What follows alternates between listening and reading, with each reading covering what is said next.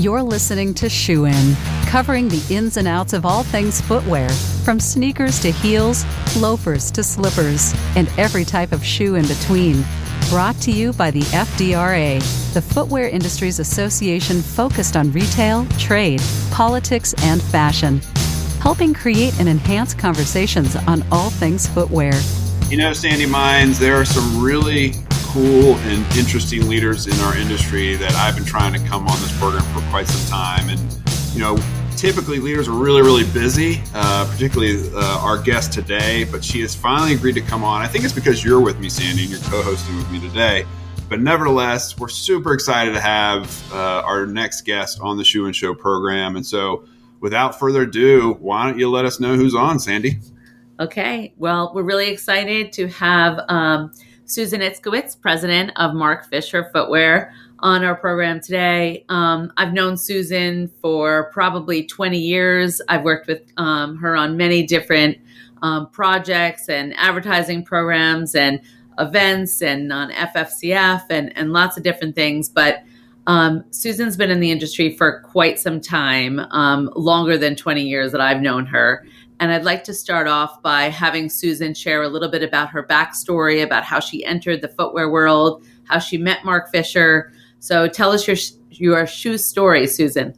Well, first of all, hi, Matt. Hi, Sandi. I'm thrilled to be here today. I'm sorry it's taken so long to get here.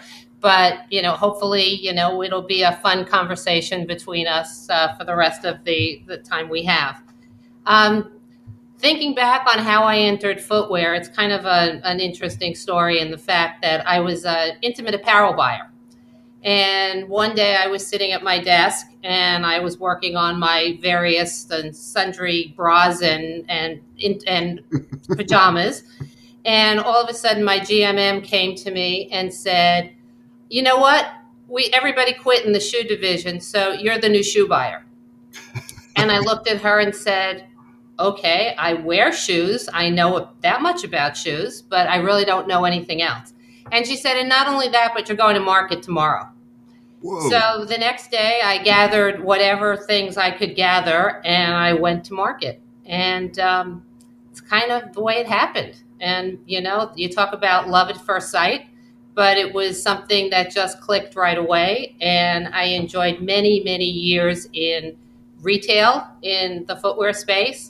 And then in 1986, I think it was, I moved over into the wholesale space and went to work for Nine West, which was truly one of the most amazing experiences I've ever had, working with the people that I worked with and developing the businesses that I developed. And it was an incredible experience in every aspect of it. And that's where I met Marc. I worked for Jack Fisher and Vince Camuto for many, many years, and Marc obviously was there as well. And over many years, we developed, great respect and a friendship. And at some point, we decided, you know what? Why don't we try doing something else? And Marc was very much focused on starting a new business, and we both left Nine West and started it together. And it's been an amazing experience. Nine West was a great experience for many reasons, but this truly has been, in terms of business, the love of my life. It has really just been incredible to start a business, to grow a business, to develop a team, and to do all the amazing things that we've done. That is awesome, Susan. And I think the industry has responded in kind for your leadership and your passion for that fateful day when you were given this job to go to market with shoes, having been in intimate apparel and pajamas and such. And you were awarded with the A.A. Bloom Award from 210 last year, which is just, again, a testament to who you are and how you've led. Let me ask you, though, about the business side of things. When you think about your role and you think about how many brands you own at Marc Fisher Footwear, talk to us about kind of your role as the business leader there. How many brands you have? Do you have enough? Are you looking to buy more? Kind of what's your outlook for the business side of things? Well, currently we have 13 brands. And when you look at it by gender, we have 20 lines. When you look at, because we do men's, women's, and kids. I think that we have a lot on our plate at this point. I don't think we're bored. We have plenty to do. We're always busy. In 2023, we onboarded Earth, we onboarded Hunter, and we onboarded Rockport. I would say it was a pretty aggressive 2023 while running the other 10 brands that we have very successfully. But you know what? We're students of the marketplace. We're students of the industry. If something amazing comes along, never say never. Do we always look? Absolutely. Are we ready to pounce on something today? I don't think so. I think we're very happy with our portfolio. I think we have an amazing portfolio, a very varied portfolio. We've had the opportunity. We started out and we were mostly a dress shoe boot company. And now we've expanded to every classification. We do an amazing job in terms of sneakers. We have huge sneaker brands. We do cold weather. We do, casuals. We do everything.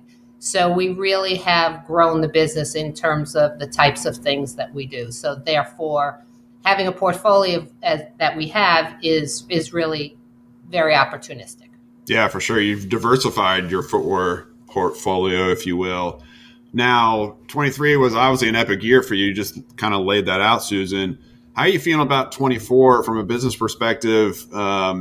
Is it going to be a year that we finally feel like we're normal? Because we had the pandemic, we had the chase for product, we've gone through we have a ton of inventory. We're starting to sell through that, and it's coming down. Talk to us about your view of what the new year holds for Marc Fisher Footwear and your team. Well, I guess the first question is, what is normal these days? Do we even know what normal is? The last 4 years have been anything but normal. The last 4 years have certainly taken all of us out of our comfort zone, have taken us out of the zone of, we know how to do this. We've been doing it for years. We'll just continue to do it. It's not the way it was. I think what's happened over the last 4 years, it's made us all different. I think it's made us better. I think it's made us think differently. And I think that we've all accomplished more as a result. I know in our company, we've become more efficient, whether that's in terms of inventory, in terms of systems, in terms of merchandising. We've become more strategic. We've become more strategic because you had to. The world is changing such that you have to think about things. You have to plan. You have to really understand what's ahead and how you're going to attack that. I think we've redefined our priorities, and I think they're in a really good place at this point. And I think just in general, we're smarter in terms of the way we approach the business, in terms of how we deal with issues, how we deal with opportunities. I think that, as crazy as it sounds, I think the last 4 years have kind of made us better at what we do. But there is no normal anymore. So that's a lot to digest, and I think that's a good outlook for 2024. It's optimistic, and you look like you have your priorities in line, and I think that's exciting for your team and for your growth strategy. But I'd love to chat with you a little bit about your leadership style and your mentorship. You've been a mentor to me. You've always given me straight shooting advice. You're a critical thinker. I think you really support your leadership team. And I'd love to hear a little bit about how you would describe yourself as a leader and what you do to support, people that are rising through the ranks. How would you describe yourself as a leader, and how do you kind of mentor people that are coming up? I think my management style has always been about building and developing a team. I think my management style is about empowering people, about being kind, about listening, about learning, and giving people an opportunity. I think that here in our company, we empower people to take an active role. We're interested in people that have an opinion. We want people to try a different mousetrap. We want people to do things in a different way. Our company is 75% women. Obviously that's very near and dear to my heart. And in our company, women know that they can, get to wherever they want to get to. They can rise to the top. I think that it's certainly very empowering to them to have a female leader. And I spend a lot of time mentoring the people in our company. But I have to say, not just women, but everyone, because I think mentoring is such a huge part of my job. I think that as a woman leader, I understand how tough life balance is, both for men and for women. And I think we try in this company to make it extremely fair, equitable, and easy for people. We understand that people have lives beyond the walls of our office. And I think we give everybody an opportunity in the company to make their mark, no pun intended, to really grow, to develop, to be who they want to be. And you know what? There are also people in the company that are very happy at the levels they're at, and that's okay too. Not everybody has to strive to be the next and the next and the next. It's okay for people to do their job and to do it well and to enjoy all the privileges of being part of the company. That's amazing. Will you hire us? Can we come work with you? Yes, absolutely. I know you both very well. No problem. Well, I want to talk more about the culture, because I will say, when you won the award at 210 last year, there was like a highlight reel of your role at the company. And there were times I saw you in different outfits. I think you're in ice cream, like you were scooping ice cream. You just seem to have a really fun culture. And for those who are listening or trying to kind of, particularly in the hybrid era, or trying to foster a culture, you kind of got into it just a minute in your answer, but talk to us more about how you would advise people to really foster that culture and to do the fun things and to be flexible, but also be hard and firm when you need to be, when you got to get stuff done. So talk to us about that balance. Well, I think culture is something that evolves. It's something that's evolved over time. I'm not sure that our culture was the same 12 years ago as it is today. You know, life, time, experience changes all that. But I think if I think about our culture, it's really about working hard. It's really about being a part of a team and working together, listening to each other, learning from each other, and really making sure that everybody is in the loop. It's about being tough when you have to be tough. And it's about, as I mentioned before, being kind and caring. I mean, I think that's one of the things in this culture that we are really about, is being kind, understanding, and making sure that our employees know how much they're appreciated. Because the bottom line is, we can't do this without everybody in the company. Everybody plays a pivotal role. Everybody is important. Everybody is part of the whole process. You know, it's also about taking risks, but taking smart risks. It's about researching risks. It's about really understanding things. It's about really thinking things through. And it's also about taking a chance. And, you know, we're a company that, you know, we've been fortunate that we've taken some opportunities. We've taken some chances. We've taken some risks. You know, have they all paid off? You know, more so than not. But, you know, every now and then we've done something that we're like, oh, why'd we do that? But, you know, that's okay. That's part of growing. That's part of developing. That's part of building a company. There's no book. There's no, you know, manual that says this is what you need to do. But, you know, at our company, we're very much about passion for the footwear. We're about passion for our people. And we're about passion for building a strong, healthy, kind company. That's great. I've known a lot of the people that work with you and for you, and they're pretty amazing people that have their own point of view, that have... Oh, that's for sure. Yes. And I think you encourage that. So I hear what you're saying about the culture and the female leaders. And, you know, I've always kind of asked you questions about balance, about how you raise a family and you still succeed in business. And, you know, you've kind of shared that message with me, and that's gone a long way for me. So I will just point that out too. And I do want to share a little bit about your work with 210 and FFCF, Fashion Footwear Charitable Foundation, which you're on the board with me on, and philanthropy. I know it's a big priority for you, and I'd love you to share a little bit about your thinking along those lines and how you give back as an individual and as, you know, the president of Marc Fisher. Well, the shoe business has been very good to me. It's been very good to my family, and I'm incredibly appreciative of that. When I think about giving back, I don't really think about giving back. I think about it just being something that you do. How could you not do?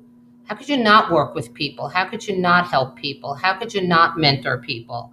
And, one of the thrills of my life is spending so much time with all the young people in our company as well as the young people in the industry. My kids always say, Mom, you like spending time with people our age more than you like spending time with people your own age. And they're probably right. I love mentoring people. I love talking to people. I love getting to know people. I love sharing experiences from a perspective of helping them see that, the road is not straight. There are a lot of curves in the road, and you just have to keep going and figure it out as you go along. I encourage our team here at Marc Fisher to do philanthropic things. We do everything from, Habitat for Humanity to, working at daycare centers to food drives and everything else like that. It's something that's important. It helps to build a company. It helps to give people a purpose. It helps to make people feel good. I mean, I love working with 210 and working with, the organization to help people that are truly in need. I mean, when you hear some of those stories, you really realize how fortunate we all are, and therefore it's worth the time and the effort to do what we can do. We had a great first year with Shoes for a Cure, which is, such a great organization. It continues the legacy of Shoes on Sale. And I think we were all very proud of what we did. It was a great effort, and it's going to become an incredible organization. And I love talking to groups of people, doing something like this, even though, Matt, I, couldn't make it all those other times, being on panels, being on boards, and having the opportunity to share experience or to help people move to another place or just to answer questions. A lot of times people just have questions and they don't want to ask somebody in their company, or they don't want to ask, their boss or something. But there's ways to manage through careers, and I think it's something I always wanted to have input on. So I kind of play that forward, and want to be able to help people in that same regard. Yeah, that makes a lot of sense, and you've done it over and over. We're very, very grateful. You keep using this kind word, and with the employee base is 75% female, and as a father of 3 girls, I've learned one of the core strengths of women is empathy, and having an empathetic heart during challenging times. And so I can tell you, Susan, that you've expressed that and shown that through your philanthropic work, through your leadership style, and in an era where people are very unkind, whether it's our body politic or whatever it is, we need more kindness. And so I'm very grateful that you've pointed that out, and that's part of your leadership style. My last question for you is, how do you deal with difficult situations? You talked about how there's not really a new normal anymore, and there's a lot of challenges, and people are balancing a lot. So what's your approach when you have that thing you took a chance on that doesn't go quite right? How do you tackle those challenges in your leadership style? I think you face it head on. It's easy to just say, oh, let's deal with it later. Let's deal with it later. It's easy to say, oh my gosh, I don't know. Oh my gosh, I don't know. But it's a whole lot more efficient to just face it head on. You need to do some research. You need to investigate. You talk to people that you have a lot of respect for. You try to find out all the information you can possibly find out, and you make a decision. You have to come up with a solution at some point. So I find that the earlier you come up with that solution, as long as you've done all the background that you need to do, the better off you are. It's decisions that go unchecked or unmade just get worse. And once again, sometimes you make the right decision and sometimes you don't make the right decision, but you have to make a decision. And I think that we talk to our people about that all the time, that, okay, you're faced with this situation. What are you going to do? Let's decide. Let's talk about it. Let's figure out what you can do. I like it. Well, I made the right decision in asking you to come on this program. You did not disappoint, Susan. We are so grateful for the ways in which you invest, not just in FDRA, not just in the Fashion Footwear Charitable Foundation, but in everything that you do. Thank you for coming on Shoe and Show and sharing your story with us and giving us some tips on how to be better leaders and better managers and better employees. And so my hope is that you won't be a stranger, and as things come up, you'll come back and join us for another great conversation. So thank you for coming on. Well, Matt, I have to say, after all the nice things you said about me, I'm going to come on every week. I mean, no one says that many nice things about me in the course of a half hour. Oh, that's hilarious. Well, again, Susan, thank you so much. And thank you to our listeners for joining us for another exciting edition. You know, it's a rare opportunity to get the insights from leaders in our industry as we do here, as we provide here on Shoe and Show, whether it's Susan Itzkowitz or it's some other executive that's been on. We're trying to ensure that the industry is talking collectively via this podcast. And so make sure you download the next episode. Make sure you subscribe and share with your colleagues and your friends. And until next time, Shoe and Show is out. Shoe In has been brought to you by the FDRA, the Footwear Industries Association focused on retail, trade, politics, and fashion, helping create and enhance conversations on all things footwear. For information about FDRA, visit fdra.org.